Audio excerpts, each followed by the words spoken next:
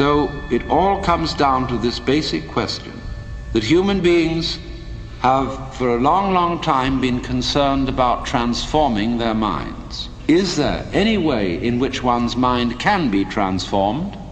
Or is it simply a process which is nothing more than a vicious circle? I could ask, why have you come here this afternoon?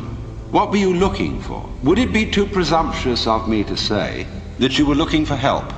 That you hoped you would hear somebody who had something to say that would be of help and relevance to you as members of a world which is running into the most intense difficulty. A world beset by a complex of problems, any one of which would be bad enough. But when you add together all the great political, social, and ecological problems with which we are faced, they are appalling. And one naturally says, the reason why we are in such a mess is not simply that we have wrong systems for doing things, whether they be technological, political, or religious, but we have the wrong people. The systems may be all right, but they are in the wrong hands because we are all, in various ways, self-seeking, lacking in wisdom, lacking in courage, afraid of death, afraid of pain, unwilling really to cooperate with others, unwilling to be open to others. And we all think that's too bad. It's me that's wrong. And if only I could be the right person. Is this man going to tell me something that will help me to change myself so that I will be a more creative and cooperative member of the human race? I would like to improve. So in so many people's minds and from so many different angles, there is this urgent feeling that I must improve me. And this is critically important because it's obvious that, at least it's superficially obvious, that the way things are, we are going to hell fast. Now in this question, can I improve me? There is the obvious difficulty that if I am in need of improvement, the person who's going to do the improving is the one who needs to be improved. And there immediately we have a vicious circle. All right, you want grace? Well, ask God, maybe he'll give it to you. And the theologian will tell you, yes, God gives his grace freely. He gives it to all because he loves all. It's here like the air. All you have to do is receive it. Or a more orthodox, a Catholic Christian would say, all you have to do is to be baptized, to take the holy sacrament of the altar, the bread and wine, the body and blood of Christ, and there is the grace right there. And it's given by these simple physical means so that it's very easily and readily available. Well, a lot of people got baptized, and it doesn't always take. People fall from grace. Why do they? You see, we're just talking about the same old problem, but we've put it a step up. But it's the same problem. How can I improve myself was the first problem. The second problem is, how can I accept grace? They're both the same problem. Because you've got to make a move which will put yourself out of your own control into the control of a better. If you don't believe in the Christian kind of a God, you can believe in the Hindu kind of a God, who is your inner self. You see, you've got a lower self, which you can call your ego. That's that little scoundrelous fellow that's always out for me. But behind the ego, there is the Atman, the inner self, the inward light, as Quakers would call it. The real self, the spirit, which is substantially identical with God. So you've got to meditate in such a way that you identify with your higher self. Now, how do you do that? Well, you start by watching all your thoughts very carefully, watching your feelings, watching your emotions, so that you begin to build up a sense of separation between the watcher and what is watched, so that you are, as it were, no longer carried away by your own stream of consciousness. You remain the witness, impassively, impartially, suspending judgment and watching it all go on. That seems to be something like progress. At least you're taking an objective view of what is going on. You are beginning to be in a position to control it. But just wait a minute. Who is this self behind the self, the watching self? Can you watch that one? It's interesting if you do, because you find out, of course, that this is just as the problem of grace is nothing more than a transposition of the first problem. How am I to be unselfish? By my own power. It becomes, how am I to get grace by my own power? So in the same way, we find that the watching self, or the observing self, behind all our thoughts and feelings, is itself a thought. That is to say, when the police enter a house in which there are thieves, the thieves go up from the ground floor to the first floor.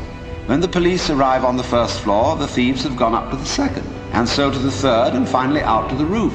And so when the ego is about to be unmasked, it immediately identifies with the higher self. It goes up a level, because the religious game is simply a refined and highbrow version of the ordinary game. How can I outwit me? How can I one-up me? So, if I find, for example, that in the quest for pleasure, the ordinary pleasures of the world, food, sex, power, possessions, all this becomes a drag, and I think, no, it isn't there. So I go in for the arts, literature, poetry, music, and I absorb myself in those pleasures. And after a while, they aren't the answer. So I go to psychoanalysis, you see, and then I found out that's not the answer. I go to religion.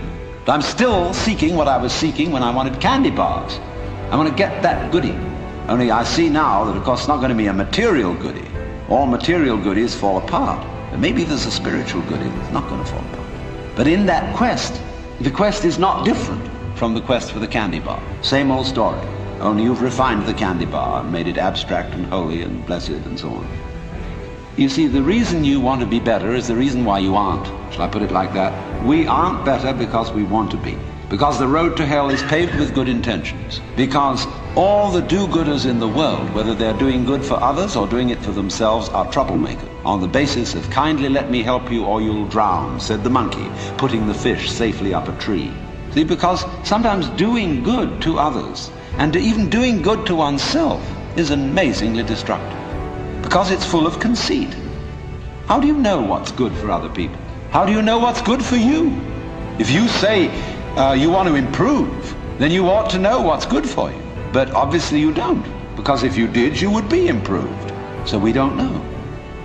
So you see, here again, the problem comes out in genetics. We do not really know how to interfere with the way the world is.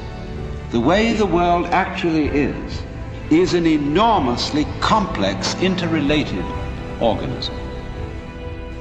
When you come out with beautiful eyes, blue or brown or green as the case may be, you don't congratulate yourself for having grown one of the most fabulous jewels on earth. So it's just eyes. And you don't account it a virtue. To see, to entertain the miracles of color and form. But that's real virtue. Virtue in the sense, the old sense of the word, as strength, as when we talk about the healing virtue of a plant. That's real virtue.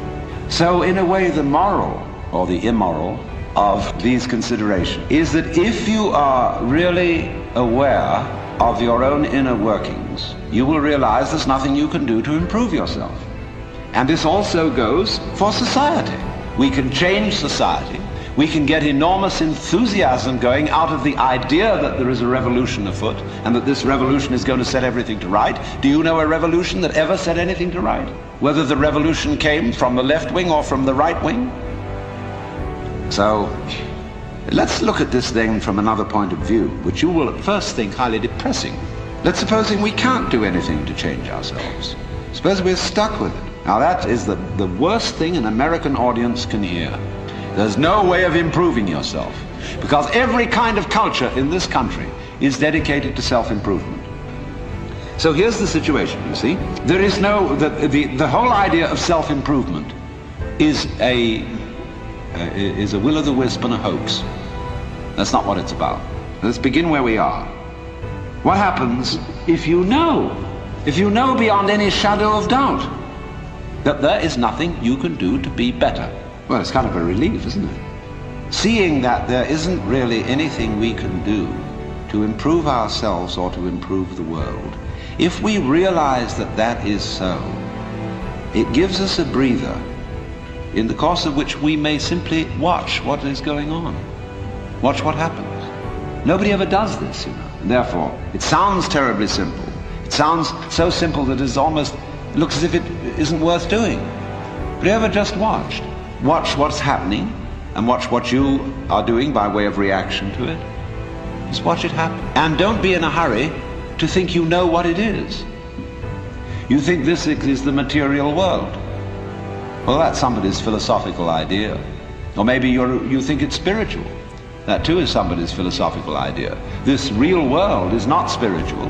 It is not material. The real world is simply So could we look at things in that way, without, as it were, fixing labels and names and gradations and judgments on everything? But watch what happens. Watch what we do. Now you see, if you do that, you do at least give yourself a chance. And it may be that when you are in this way freed from busybodiness and being out to improve everything, that your own nature will begin to take care of itself, because you're not getting in the way of yourself all the time.